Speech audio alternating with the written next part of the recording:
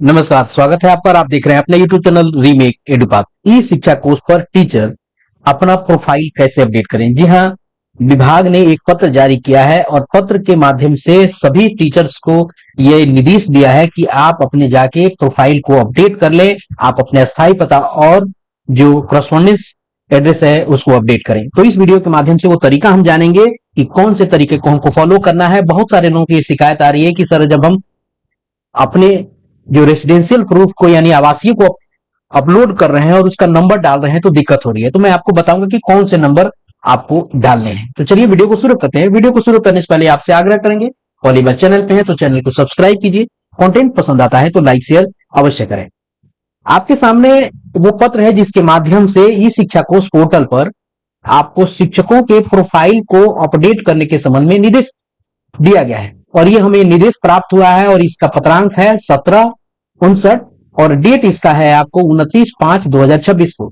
और ये हमारे निदेशक प्राथमिक शिक्षा के द्वारा सभी जिला शिक्षा पदाधिकारियों और सभी जिला कार्यक्रम पदाधिकारी स्थापना को भेजा गया है और कहा गया है कि सभी लोग अपने जो टीचर्स हैं अपने प्रोफाइल को अपडेट कर लें। यहाँ यह ज्ञातव्य है कि जिन लोगों का प्रोफाइल पहले भी अपडेट था उनको भी प्रोफाइल अपडेट करना है। अब की बार प्रोफाइल में कुछ नए चीज आपको ऐड हुए हैं उसे आपको कर देने हैं। इस पत्र के माध्यम से बताया गया कि 75% लोगों के जो है प्रोफाइल अपडेटेड है, लेकिन इन 75% लोगों को भी प्रोफाइल को अपडेट करना है क्योंकि कुछ नई इंफॉर्मेशन और आई है जिसे आपको डालना है। और नई इंफॉर्मेशन है आपके अपने रेसिडेंशियल प्रूफ को लेकर, यानी आपको अपना आवासीय प्रमाण पत्र डालना है। अब मैं आपको बताता चलूं कि यह जो अपडेट है ये मैंडेटरी है, आपको करना ही होगा। इस पत्र के माध्यम से बताया गया और इस पत्र में और क्या क्या चीजें बताई गई हैं आज ही मैंने एक वीडियो अपलोड किया है, उसमें सारी चीजें आपको जानकारी वहां मिल जाएगी। जिन लोगों ने अगर इसको पत्र को हल्के में लेना, अपने आप के मन में ये एक वहम बनाया हो, तो मैं उनको बता दूं कि इसको वहम में नहीं रखना है, इसे मैंडेटरी रूप में लिया गया। अन्यथा की स्थिति में आपको ये ट्रांसफर की प्रक्रिया जो है इसमें आपकी ट्रांसफर कहीं भी की जा सकती है, जहां जिले में स्थापित है वहां से कहीं भी भेजा जा सकता है। इसलिए आप अपने प्रोफाइल को अपडेट जरूर कर ले, ये मेरा अपना सुझाव व्यक्तिगत है। चलिए देखते हैं कि क्या और कैसे हमको करना है। हमको आपको बताते हुए ये खुशी हो रही है कि लोगों को एक कंफ्यूजन है कि ऐप से करें या ब्राउजर से करें। तो सीधा है, ब्राउजर से जाइए, गूगल क्रोम खोलिए और वहां ई शिक्षा कोर्स की वेबसाइट को डालिए। अगर आपका ई शिक्षा कोर्स वेबसाइट का नाम नहीं पता है, सीधा आप ई शिक्षा कोर्स गूगल में लिख दीजिए, लिंक ओपन हो जाएगा, खुल जाएगा, उसके कई सारे ऑप्शन आ जाएंगे ई शिक्षा कोर्स वेबसाइट के। वहां पे जाइए, ई शिक्षा कोर्स का वेबसाइट आप खोलिए और चले आइए उसके लॉगिन पेज पर। जब लॉगिन पेज पे आएंगे तो आपके कई सारे ऑप्शंस पूछेंगे।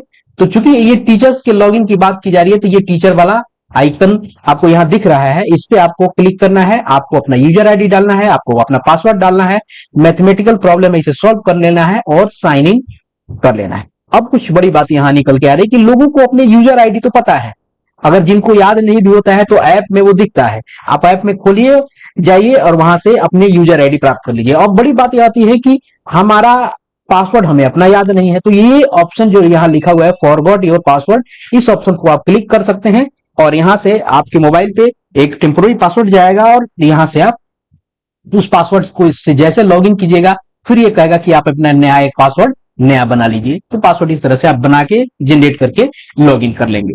अब मान के चलते हैं कि हमारे पास हमारा यूजर आईडी है, हमारे पास हमारा पासवर्ड है, तो हमने यहाँ इसको साइन इन किया मैथमेटिकल प्रॉब्लम को सॉल्व कर करके और हम आगे बढ़ गए। जैसे हम आगे बढ़ेंगे हम आ जाएंगे अपने डैशबोर्ड पे और डैशबोर्ड पे हमें हमारे सामने कई सारे आइकन्स दिखाई देंगे जिसमें से हमको चूज करना है ये टीचर्स वाला जो आइकन दिया हुआ है, इसको चूज करना है। इसको जैसे चूज करेंगे हमारे सामने आ जाएगा आपको इस तरह का पेज। अब ये पेज जब आएगा हमारे सामने तो इसमें कई सारे आइकन्स दिख रहे हैं, तो इसमें हमको चूज करना है ये ऊपर वाला सबसे पहला आइकन टीचर रजिस्ट्रेशन।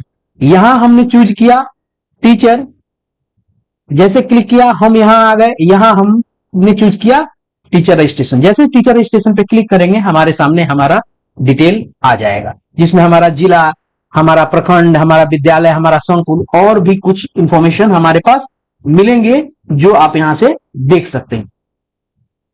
उसके बाद यही नीचे आप आइएगा, अगर यही आप आते हैं और नीचे की तरफ आते हैं तो यहां आपको क्रमांक, आपका टेम्पोररी आईडी, टीचर आईडी होगा वो दिखाएगा, आपका नाम दिखाएगा, आपके टाइप ऑफ टीचर्स को दिखाएगा, आपके विद्यालय का डिटेल दिखाएगा और बहुत सारी इंफॉर्मेशन यहाँ दिखाएगा। अब आपको नीचे की तरफ आना है और इस साइड बढ़ना है, तो आप फिंगर से इसको स्क्रॉल कीजिए।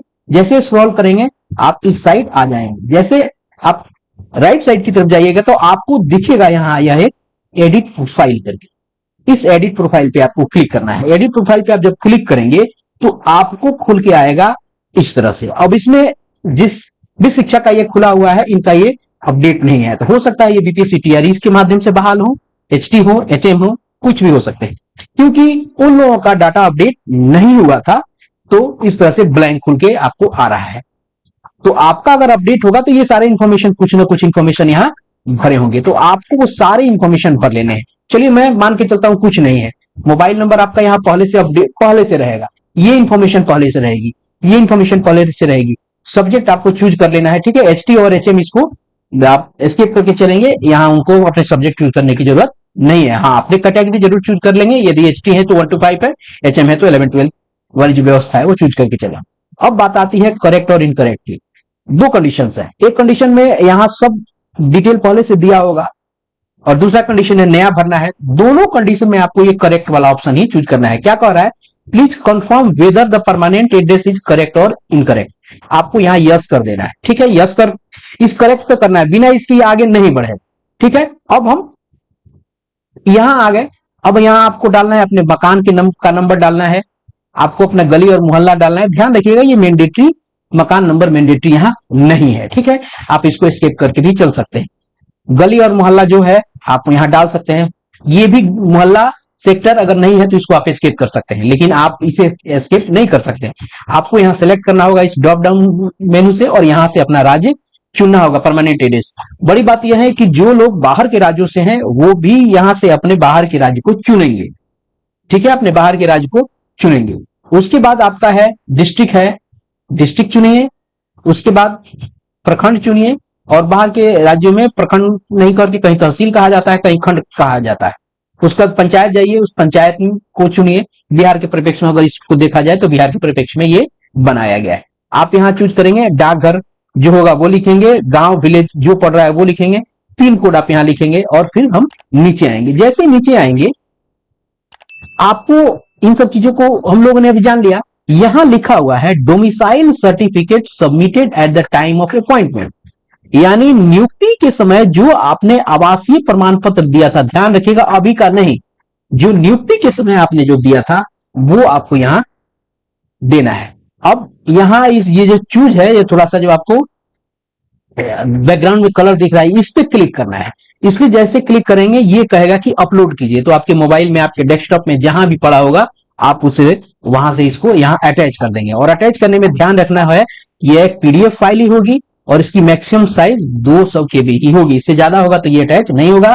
तो आपका अगर फाइल बड़ा है उस फाइल को जाइए, गूगल में जाइए, लिखिए पीडीएफ रिसाइजर, पहला लिंक आता है, वहीं से उस फाइल को अपलोड कर दीजिए। अपलोड करने के बाद वो एक दो छोटे मोटे आपको इंफॉर्मेशन मांगेगा, वो दे दीजिए और वहां से उसको कंप्रेस कर लीजिए, रिसाइज कर लीजिए, वो छोटा हो जाएगा, ठीक है। और उसको अपने मोबाइल में, डेस्कटॉप में कहीं सेव कर लीजिए और यहां अटैच कर दीजिए। अब बड़ी बात निकल के आ रही है और लोगों को समस्या आ रही है कि निवास प्रमाण पत्र की संख्या क्या डाले। यहां संख्या डाला जाता है, मान लीजिए कि यहां संख्या मिल रहा है कि BRCCO 2021 1 2 3 4 5 6 7 इस तरह के सर्टिफिकेट पे नंबर जो नए वाले जो हो रहे हैं इस तरह से छप के आते हैं।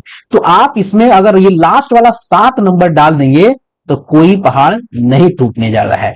क्योंकि मैं अगर बात करूं जो पुराने आपको जो भी रेसिडेंशियल सर्टिफिकेट होंगे, यही लास्ट प्रमाण पत्र संख्या में ये लास्ट के 7 नंबर जो होते हैं, यही 7 नंबर वो मिलते थे। 6 नंबर 7 नंबर जो उसमें क्रम हुआ होता था, तो वो 7 नंबर आपको वो वहां मिलते थे। तो यहां भी आप वो डाल सकते हैं। टोटल डालने पे नहीं ले रहा है, तो बहुत लोग ये सजेशन दे रहे हैं कि हम ये क्या करें, ये 2021 से यानी वर्ष डाल दें और वो डाल दें, वो भी डाल सकते हैं। लेकिन अगर आप ये केवल 7 लास्ट के जो इस ईयर के बाद वाला जो नंबर है 7 डिजिट में ही होना चाहिए, वो उसे आप डाल देंगे तो कोई उससे नुकसान नहीं होना जा रहा है। आपका नंबर वहां जस्टिफाई बट होना चाहिए कि यहां जो नंबर अटैच किया गया फाइल उसका नंबर यह है और इससे ये जस्टिफाई हो जाए। स्पष्ट है। अब चलते हैं आगे देखने की आगे और कौन से काम हमको करने हैं। जैसे हम उसको अटैच कर देंगे, हमसे कहेगा कि नीचे करस्पॉन्डेंस एरिया पता को तो आप भरिए। अब देखते हैं नीचे क्या है। अब अगर आपका परमानेंट एड्रेस और करस्पॉन्डेंस एड्रेस पत्राचार का पता सेम है, तो आपको बस यहां क्लिक कर देना है, यहां फिंगर रख दीजिए, अपने आप ये सारा चीज फिल हो जाएगा।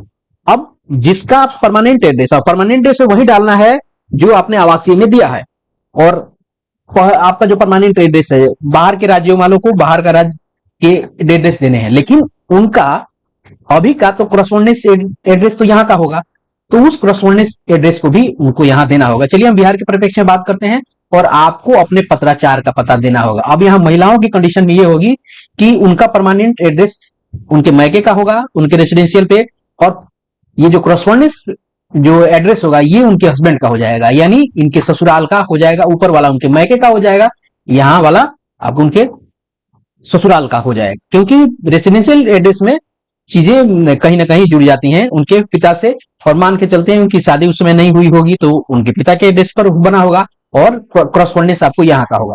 तो ये सारी डिटेल्स आपको यहाँ भर देनी है, पंचायत, राज्य, आपको ब्लॉक, ये सब करके ऊपर जो एड्रेस है वही व्यवस्था यहाँ भी बनाई गई है। और यहाँ आपको आवासीय प्रमाण पत्र को अपलोड करने की बात नहीं की गई है। तो आपको क्या करना है कि ये सारा भरने के बाद यहाँ एक ऑप्शन है, चेकबॉक्स है, इस चेकबॉक्स को क्लिक कीजिए और सबमिट कीजिए। जैसे आप इसे सबमिट करेंगे, आपको मैं एक बात बता दूं, ये सबमिट करने से पहले आपको ये करेक्ट और इनकरेक्ट पे ध्यान रखना, आपको करेक्ट यहाँ चूज करना है, ठीक है। अब आप सबमिट करेंगे तो एक ओटीपी के द्वारा वेरीफाई करने के लिए कहेगा, एक इस तरह का बॉक्स खुल जाएगा और बोलेगा कि ओटीपी वेरीफाई कीजिए, जो आपके इस ई शिक्षा कोष में डाले गए ऊपर जो मोबाइल नंबर का सेक्शन था, उस मोबाइल नंबर पे आपको ओटीपी एक प्राप्त होगा। उस ओटीपी को यहाँ आपको क्या करना है, उस ओटीपी को 6 डिजिट का ओटीपी जाएगा, उसको आपको यहाँ करके वेरीफाई कर दीजिएगा। वेरीफाई करने के बाद वो पूछेगा कि क्या आप सबमिट करना चाहते हैं, तो हाँ कर दीजिए और आगे बढ़, जैसे सबमिट कीजिएगा ये चीजें वहां सबमिट हो जाएंगी। ये तरीका था कि आप जो है टीचर्स, आप अपने प्रोफाइल को ई शिक्षा कोष पर कैसे अपडेट करेंगे, और ये अपडेशन बहुत मैंडेटरी है, और ये आपके ट्रांसफर को कहीं ना कहीं करने के लिए ये इंफॉर्मेशन भरवाया विभाग के द्वारा जा रहा है। तो इस वीडियो में इतना ही, मिलते हैं जल्दी ही नए कंटेंट और नए इंफॉर्मेशन के साथ। वीडियो पसंद आए तो लाइक शेयर अवश्य करें। धन्यवाद, जय हिंद, अपना ख्याल रखें।